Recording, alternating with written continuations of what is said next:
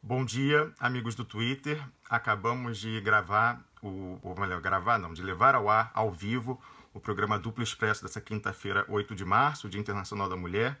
Tivemos aí a honra de ter uma representante ilustre, Niobe Cunha, que chegou com a sua pegada holística, tratando a política, mas trazendo outros elementos. E aí ela falou de terra, referências culturais, falou de terra em trânsito, da terra do nunca, falou de Stefan Zweig, né, uma pessoa que pensou, foi quem cunhou a expressão Brasil país do futuro.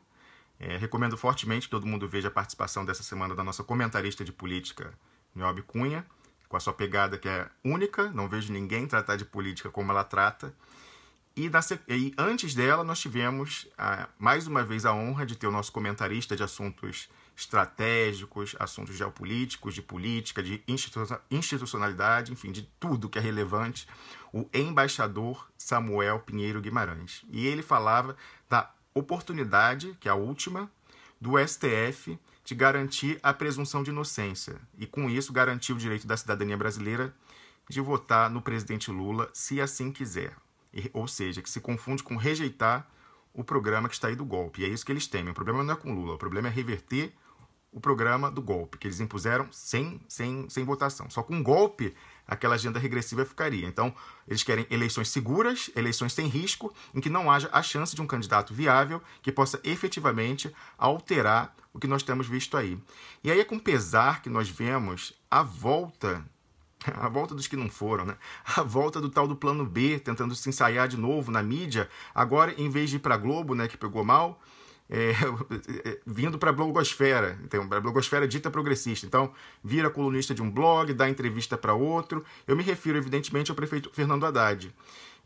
Nós apanhamos de uma parte da militância, não das bases, as bases do PT, as bases dos movimentos sociais, as bases sindicais saudaram o ataque que a gente fez, não à pessoa de Fernando Haddad, mas ao plano B de bola nas costas, que ele estava articulando sim, e que agora o tempo mostra que o lema do Duplo Expresso está certo. A gente fala que Duplo Expresso, a verdade chega primeiro, pois então, nesse caso, a verdade chegou primeiro. A gente começou a falar disso mais de um mês atrás, quando começou aquela movimentação dele falar 5 horas com o FHC, e se encontrar com um banqueiro em Nova York, e dar entrevista, né, conversar, dar entrevista fofinha para a Globo News.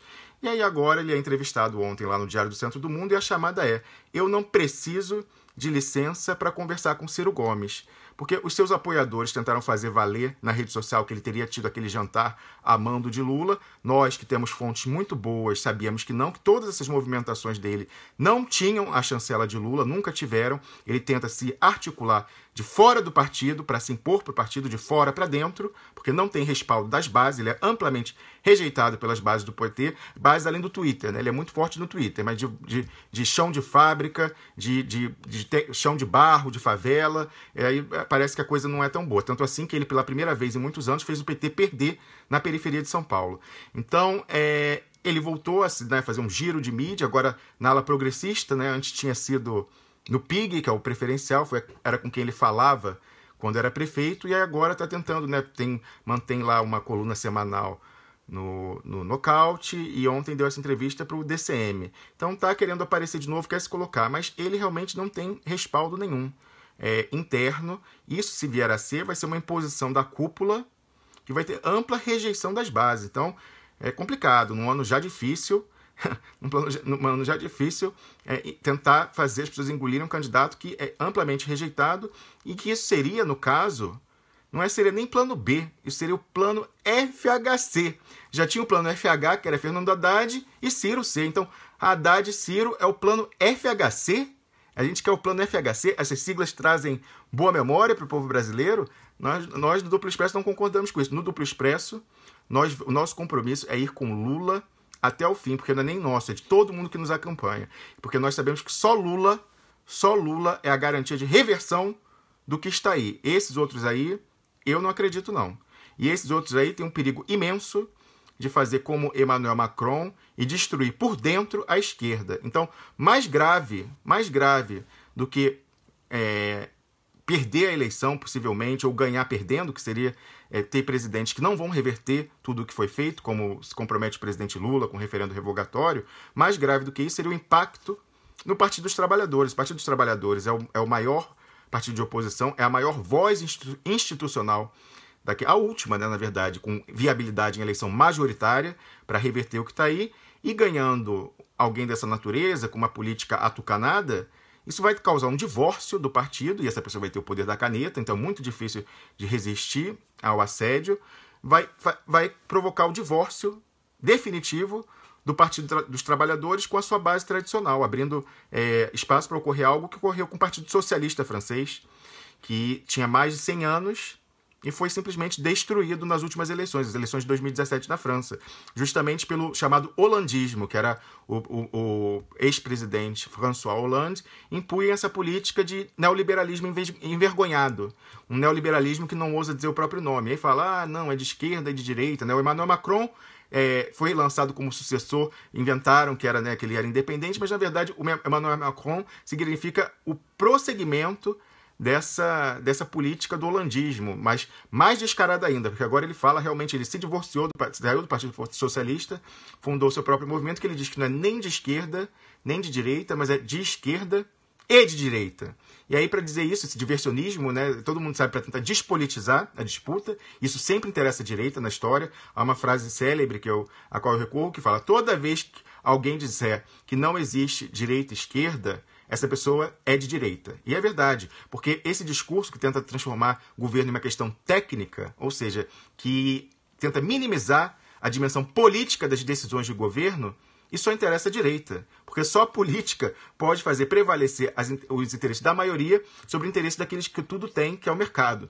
Então, isso é uma decisão política, assim como foi uma decisão política do governo Lula, como lembrava hoje o embaixador, de fazer reduzir a desigualdade, porque não foi só o crescimento econômico. O mundo inteiro cresceu ao mesmo tempo, mas em todos os lugares, China, Rússia, Estados Unidos, restante da América Latina, África, em todos esses lugares, a desigualdade de renda aumentou. A única economia relevante, grande, que diminuiu nesse período, pegou o crescimento e distribuiu, foi o Brasil. Isso foi claramente por uma opção política do presidente Lula, com seus programas sociais, com a valorização do salário mínimo. Todas essas decisões que são políticas foram que permitiram a redução da desigualdade no Brasil. Então, somente uma nova decisão política permitirá retomar esse curso.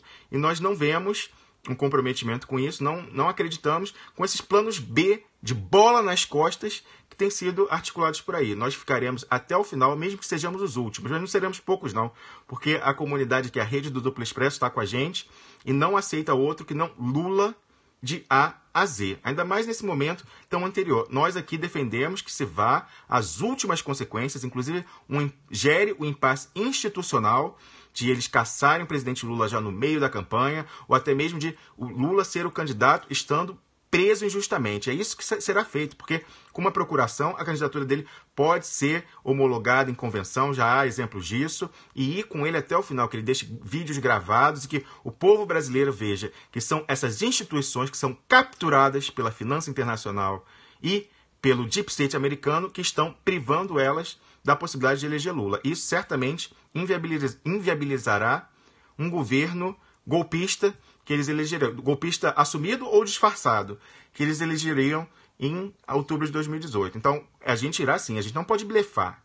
O Partido dos Trabalhadores não pode blefar. Se é Lula de A a Z, haja como tal. Não permita que pessoas do partido fiquem por aí dando bolada nas costas do presidente Lula, dando entrevista em sites da blogosfera que são simpáticas a esse projeto, em vez de reafirmar que Lula é o único candidato, é o nosso único candidato e é reconhecidamente o único que pode reverter o que está aí. Celso Amorim, o eterno chanceler, veio ao Duplo Expresso e falou que Lula é o único que teria a interlocução para negociar o referendo revogatório, porque ele pode conversar ao mesmo tempo com americanos, com chineses e com todos os outros países. Ele era amigo, né, tinha uma boa interlocução tanto com Bush como com Chaves. Ninguém tinha isso no mundo. É algo que é peculiar do presidente Lula, uma pessoa de grande capacidade de interlocução e de diálogo, né, até pela sua trajetória. Então, nós entendemos que para o grave momento do Brasil, apenas uma pessoa como o presidente Lula, que é extremamente carismático, isso não tem nem que explicar mais, mas que é um ás da articulação política. Ele é um ás, né? Um craque da articulação política e um craque da comunicação. Isso que é fundamental. As pessoas falam, vai ter... o Fernando Haddad foi vítima do ataque da mídia. Ora, e o presidente eleito do PT não vai ser? A Dilma Rousseff não foi?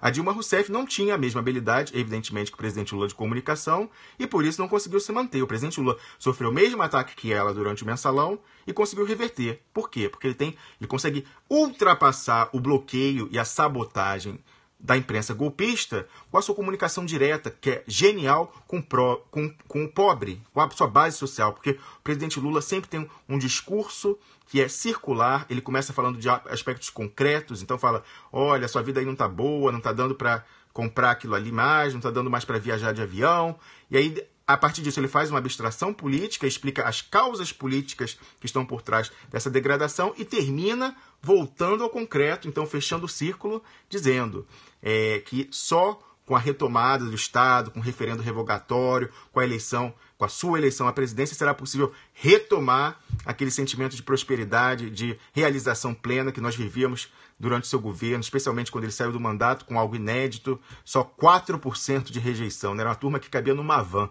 O Lula era aprovado ou visto como regular por 96% da população brasileira. Isso nunca existiu, eu desconheço em qualquer outra democracia do mundo, ainda mais de grande tamanho como é a brasileira. Então vamos seguir com o Lula, sabemos que só ele tem esses predicados para não só ganhar, como se permanecer no governo e não trair as bases. Qualquer outro que fique lá ficará refém da imprensa, refém do judiciário, como ocorreu, ou refém de bases parlamentares achacadoras, como infelizmente aconteceu a partir de 2015 com a presidente Dilma Rousseff, que caiu. Então nós somos Lula de A a Z e rejeitamos frontalmente plano B de bola das costas, em especial se esse plano B for o plano FHC do PT, Fernando Haddad, Ciro Gomes. É isso, gente. Um abraço. Até amanhã.